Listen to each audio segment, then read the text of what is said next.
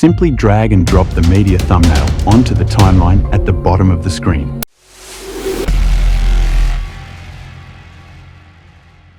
To insert media into the timeline in Wondershare Filmora, start by importing your desired files.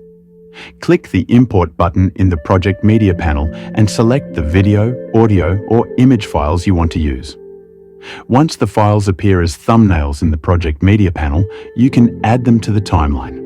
Simply drag and drop the media thumbnail onto the timeline at the bottom of the screen, placing videos or images on the video tracks and audio files on the audio tracks. And you can also hover over the media thumbnail and click the plus icon to add the media automatically to the first available track. Alternatively, you can also drag and drop video and audio directly from your computer. You can also insert media in timeline by clicking on video, image, etc. and then click on Insert. After inserting the media, you can click and drag it along the timeline to position it at the desired time.